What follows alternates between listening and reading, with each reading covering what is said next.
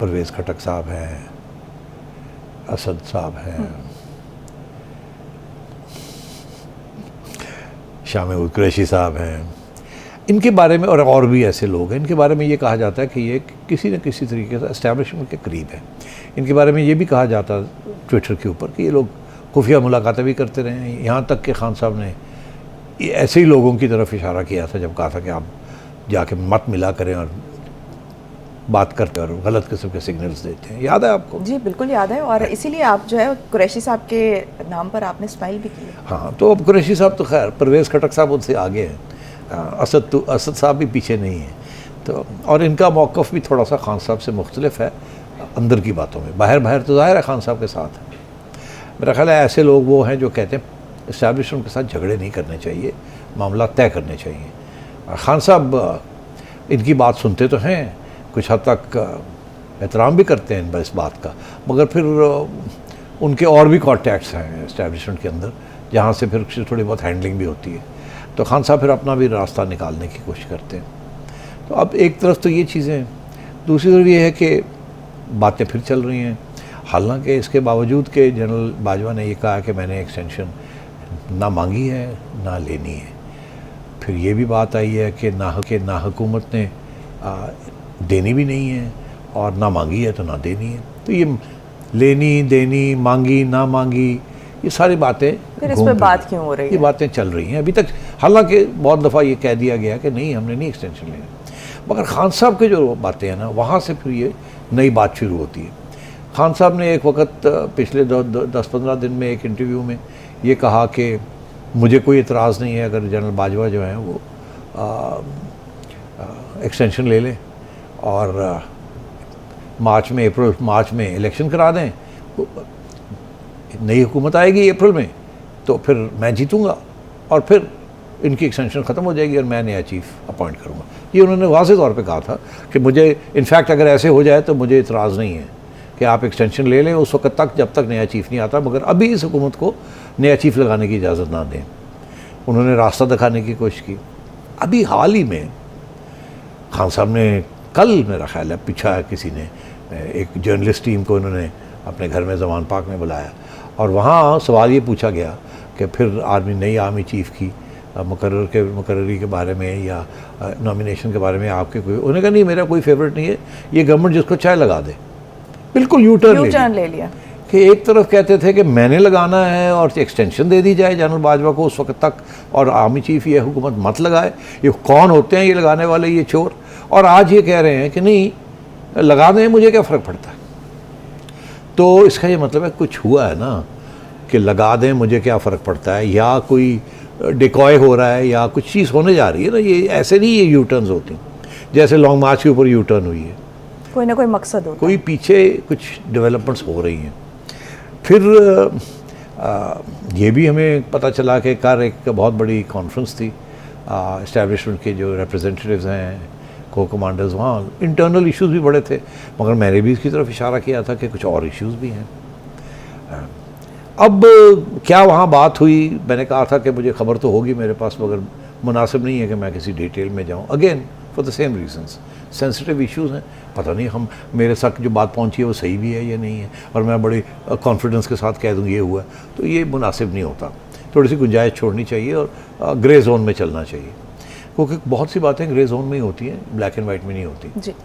तो बहरहाल the long and short of it is कि इशू है एक इशू, और आपने देखा एक दो सीनियर एंकर्स भी और एंकर पर्सन्स जो हैं उन्होंने भी ट्वीट्स किए हैं कि कोई मशावरत हो रही है गवर्नमेंट की, इस्टेब्लिशमेंट की और इमरान खान की। आज भी अखबारों में था, ट्विटर भी आ रहा है, प्रिंट मीडिया में भी आ रहा है। सो इसका मतलब कुछ हो तो रहा है ना, और मैं भी कह रहा हूँ कि कुछ हो रहा है जी। अब कोई फार्मूले जिसे कहते हैं ना, ये फ्लोट किए जा रहे हैं।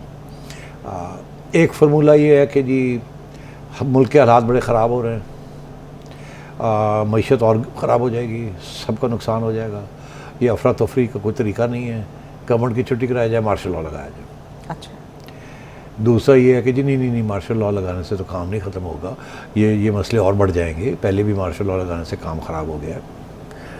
कोई रास्ता ढूंढे जिसके हल निकले। मार्शल लॉ हल नहीं है। मार्शल लॉ तो एक ठप्पा लगाएगा, मगर फिर उसके बाद फिर मसले बन जाएंगे, फिर हम डेमोक्रेसी की तरफ फिर जाएंगे। वही, और इंटरनेशनल कम्युनिटी शायद सपोर्ट भी ना करे। तो फिर ये कि अच्छा जी फिर क्या रास्ता है। तो कुछ लोग ये कह रहे हैं कि एक फार्मूला ये फ्लोट किया गया है कि जिससे खान साहब भी खुश हो जाएं और सिटिंग गवर्नमेंट भी खुश हो जाए, जनरल बाजवा भी खुश हो जाएं और उनके साथी जो हैं वो भी खुश हो जाएं। अच्छा, वो क्या ये सारे सबको खुश करने का भी एक फार्मूला अब ट्विटर के ऊपर और सोशल मीडिया में आ रहा है। अब इसमें कितनी सदाकत है मैं उस पर नहीं कमेंट करूँगा, मगर क्योंकि ये बात आ गई है तो फिर इस पर तबसरा करने की ज़रूरत है कि ये है भी कि नहीं, या ये सही है या गलत है। इस फार्मूले के मुताबिक वो ये है कि जी जनरल बाजवा को 6 महीने की एक्सटेंशन मिल जाए और 6 महीने के बाद इलेक्शन हो जाए। तो अब है नवंबर, दिसंबर, जनवरी, फरवरी, मार्च, अप्रैल, मई। आपको याद है कल के प्रोग्राम में मैंने कहा था कि खान साहब मांग रहे हैं मार्च, वो कह रहे हैं नवंबर। तो मैंने कहा ये अप्रैल कहेंगे, वो कहेंगे क्या अक्टूबर, ये कहेंगे मई और वो कहेंगे सितंबर। तो अब बात जो फार्मूला जो बाहर चल रहा है वो जून जुलाई का चल रहा है, दरमियान में सेटलमेंट होगी, आपने कल कहा। तो मैंने कहा था ये हो सकता है यहाँ।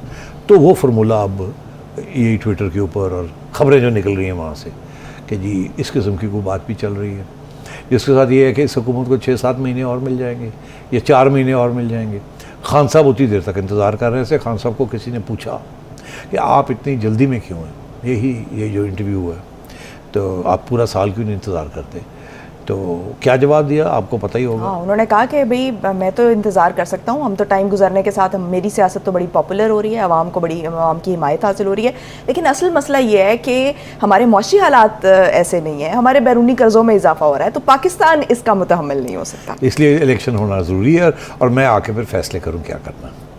तो अब तो खान साहब का डेफिनेटली बिहाइंड द सीन्स कुछ लोगों तक रब्ता है और ख़ान साहब के पॉइंट ऑफ व्यू जो है वहाँ पहुँच रहा है, और ख़ान साहब को यही कहना है कि मुझे इंक्लूड किया जाए, और 7 लॉन्ग मार्च की धमकी है।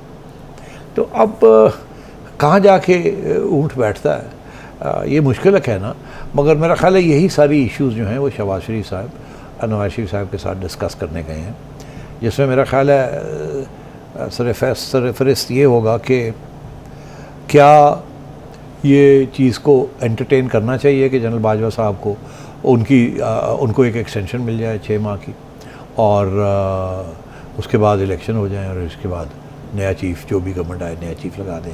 तो और अगर हालात जो हैं वो इससे थोड़े सेटल होते हैं तो फिर इसमें क्या हर्ज है। और अगर इसके साथ इमरान खान पीछे हट जाता है, लॉन्ग मार्च नहीं होती, लड़ाई झगड़े नहीं होते, तो क्या ये इसको हम कंसिडर कर सकते हैं? सिचुएशन डिफ्यूज़ हो जाएगी। सिचुएशन डिफ्यूज़ हो जाएगी।